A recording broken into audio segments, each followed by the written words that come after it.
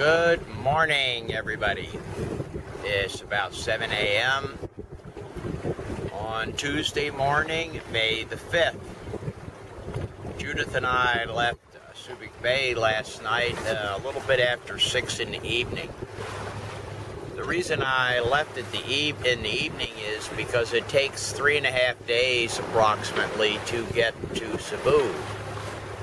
So by leaving here in the evening, we should arrive sometime in the morning of on Friday.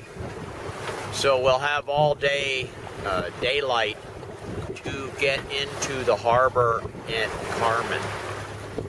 This is advised because there are reefs around the entrance, and that's a little too tricky to get through the reefs in the nighttime. Anyway, we left last night and had a pretty nice little breeze helping to push us out of the harbor.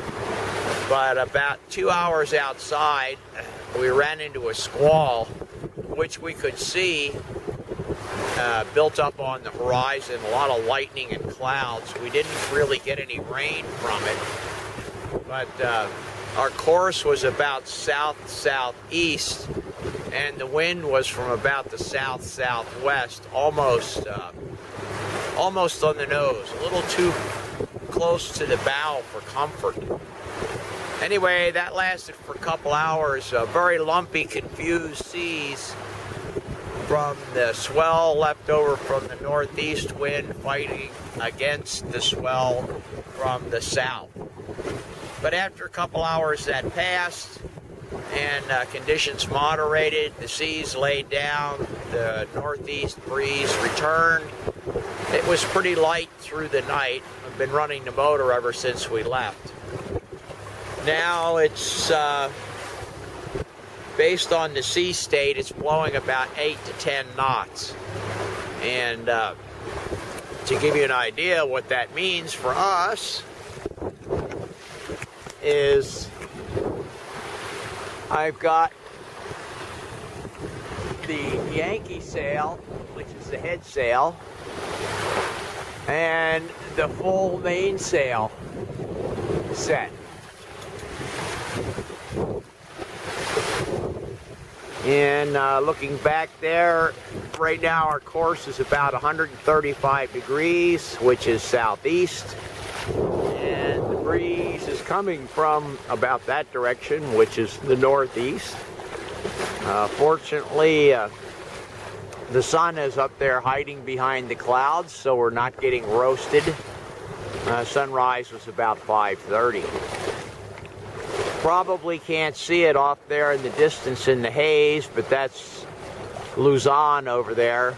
We're coming across the mouth of Manila Bay, but pretty far offshore. And of course, we're heading down this way.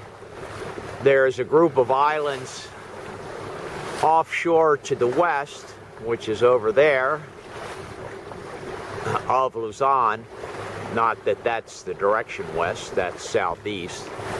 And the end of Luzon is right over there. We're heading through the channel between the two, and then we'll turn left again to go almost due east through the channel between Mindoro and Luzon.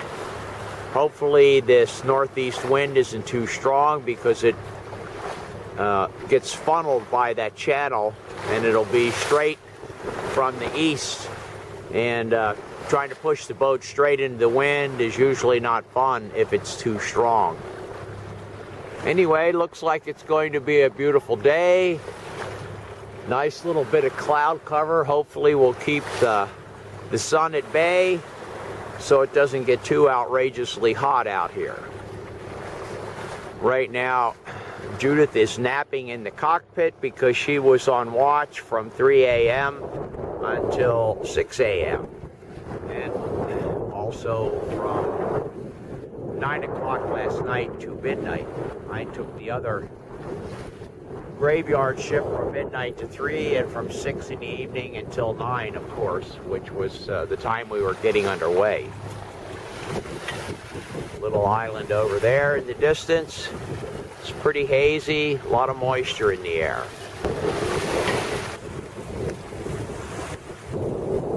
There's Miss Sleepyhead napping away in the cockpit.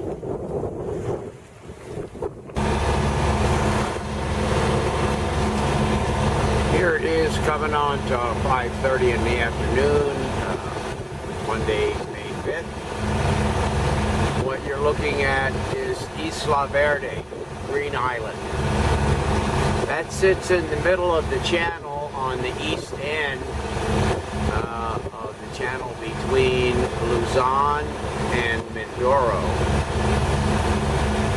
About 3 o'clock this afternoon, we got to the west end and started coming due east.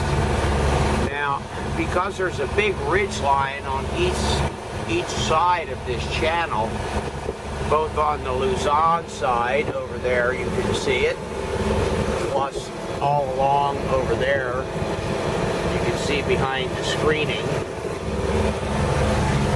plus over here on the Mindoro side, tucked over there on the other side of that peninsula that comes out here, which is actually a couple of different small islands that are not connected to the mainland, is Puerto Valero. Anyway, those two big ridge lines funnel the wind, any kind of wind from the east. Doesn't matter, northeast, east, southeast. It blows directly through this channel from the east.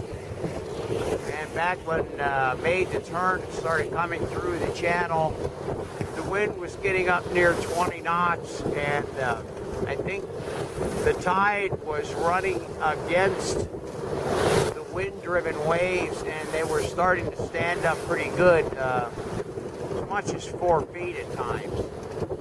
Well, trying to go straight into that with a sailboat under just a motor, because I can't sail straight into the wind, was a pretty wild ride with a lot of pitching up and down. And I think I went 2/3 the distance vertically as I went horizontally with that pitching. Now that we've gotten further to the east and I'm a bit in the lee of Verde Island, the seas are not nearly as bad. Only up around 1.5 feet or so now. I'm hoping to get through the channel. We're going to go through on the south side, that's to the right. And then we can head off to the southeast.